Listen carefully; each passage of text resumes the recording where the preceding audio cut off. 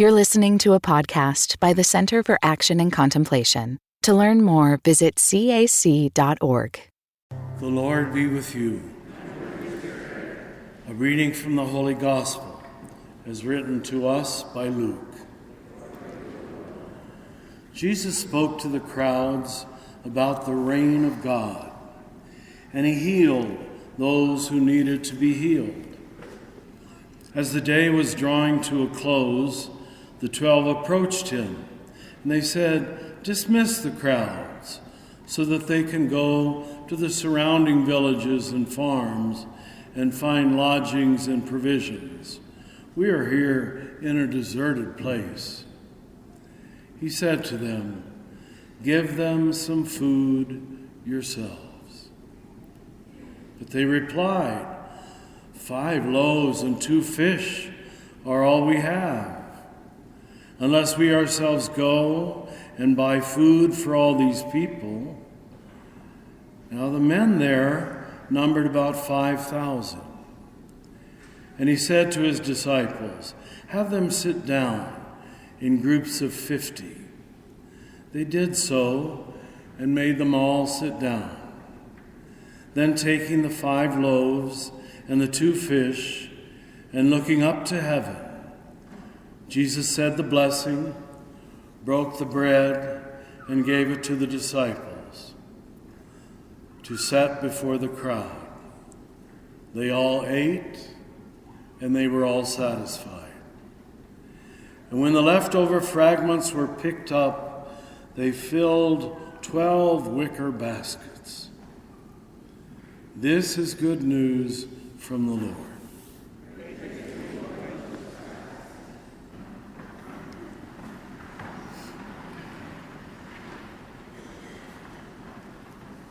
Well, the body of Christ is one of those words that has so many levels of meaning. And we'll just skim the surface as we look at that. The first one is noted in that first obscure reading where this character named Melchizedek appears out of nowhere. Have any of you ever met anybody named Melchizedek? No. Maybe a black person would have the courage to do it. But his very name is somewhat strange to most of us. And yet he's carrying these universal symbols of bread and wine. And that's setting the stage for what will become a Christian symbol. Because it seems some form of bread and some form of wine, or at least intoxicant, is found in almost every culture. So it's a universal food. Then in the second reading, we have Paul giving his description of the Last Supper, where he talks about this symbol of God giving himself for us to eat, becomes a new and everlasting covenant. You see, the old covenant was pretty much expecting it to be bilateral. God gives to us and we give back to God, and it's a good deal. The Jewish history showed that the people were never able to obey it. And so finally what has emerged in Jesus is a unilateral covenant where he does all the giving and we do all the taking. And that's the symbolism of the Mass as we still know it today. This bread given for you as a symbol of the divine. This wine poured out for you as a symbol of God's outpouring love. And then in this gospel, which for some of you might have seemed like, what does this have to do with the body and blood of Christ? We see that it isn't just the human body of Jesus that is the body of Christ. It's not just the people of God, yourselves. You are the body of Christ. It's not just the bread and the wine, which is also the body of Christ. But of all things, it now becomes a potluck supper.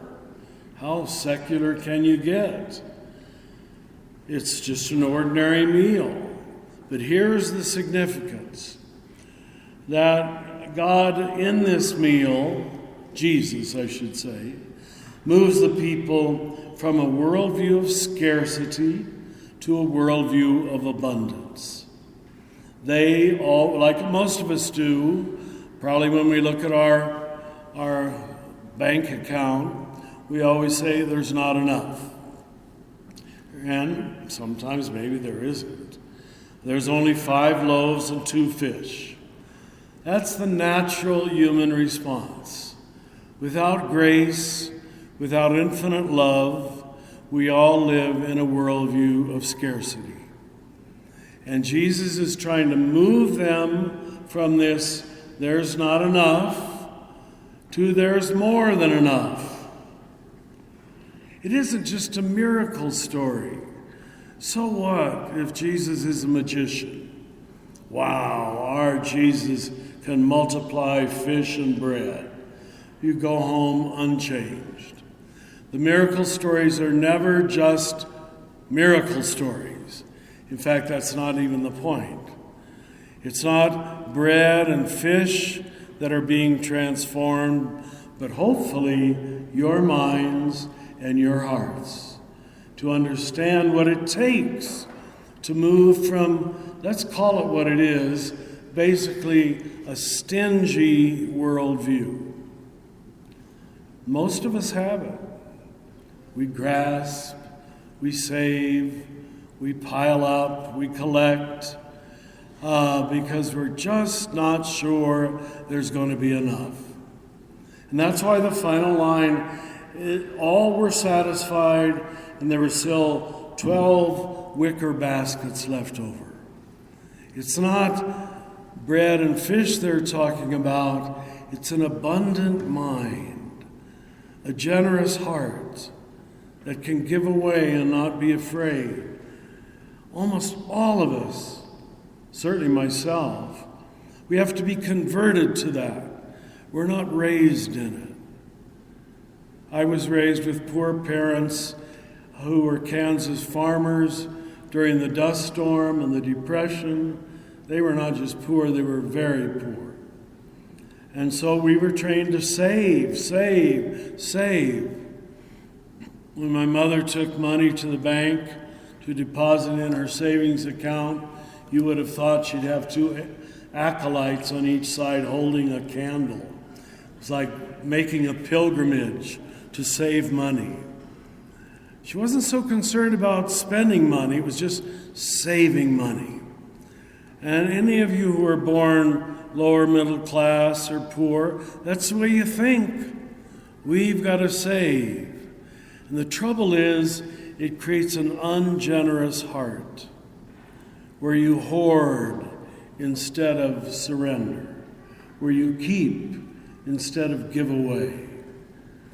And so what we see in this last symbol of the body of Christ is that it's a table, you chose a good song, Jeff, a table of plenty.